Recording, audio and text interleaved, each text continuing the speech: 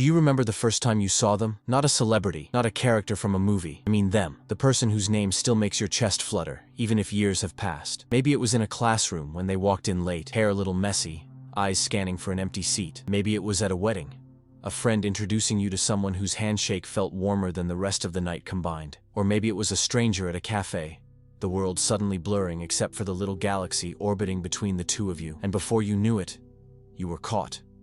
Every smile, every glance, every hello became part of a story that, in your heart, felt like the beginning of everything. That, my friend, is the strange magic of a crush. How it feels to be caught in that spell. Having a crush is like walking around with a tiny secret poem folded in your chest. Nobody else can see it. You know it's there. You check your phone a little more often, hoping for a message that may or may not ever come. You catch yourself remembering the exact color of their shirt, the sound of their laugh, how they said your name. Even the most boring part of your day becomes exciting if there's a chance you might bump into them. It's not always about bold, cinematic moments.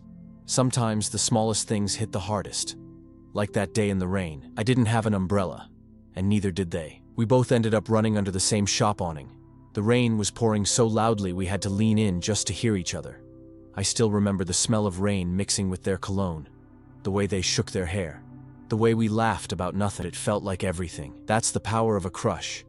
It makes everyday moments feel like scenes worth remembering. Why it feels almost like love. Scientists will tell you this. When we have a crush, our brains light up much like they do in the early stages of love. A crush triggers dopamine, the feel-good chemical that rewards you for thinking about them, seeing them, or even hearing their name. Norepinephrine, the one that makes your heart race and your palms sweat.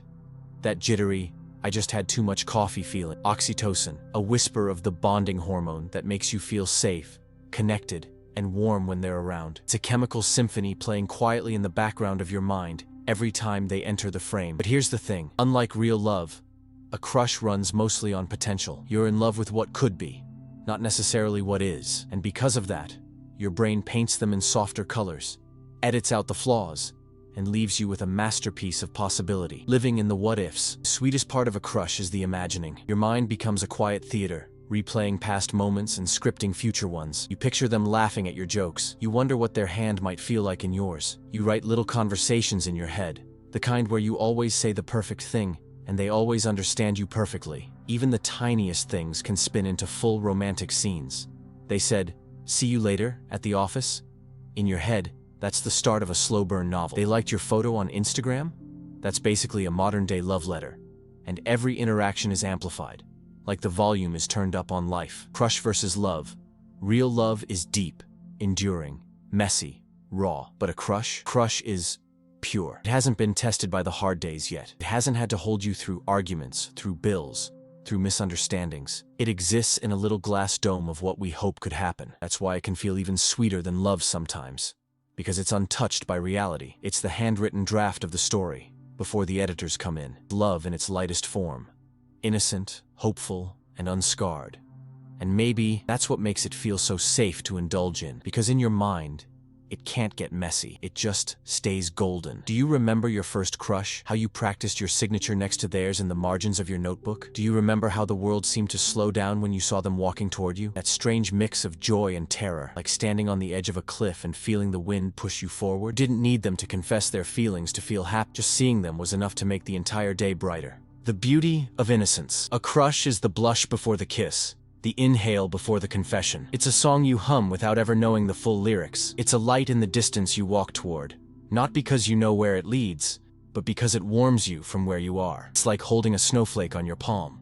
Delicate, beautiful, and fleeting. You know it won't last forever, but you treasure the way it feels right now. Why? It's the sweetest love story. Here's the truth. Crush might never turn into love. You might never date them. They might never know the way you smiled when they texted hey. And yet, a crush carries the sweetness of 1,000 small love stories stitched together in your mind.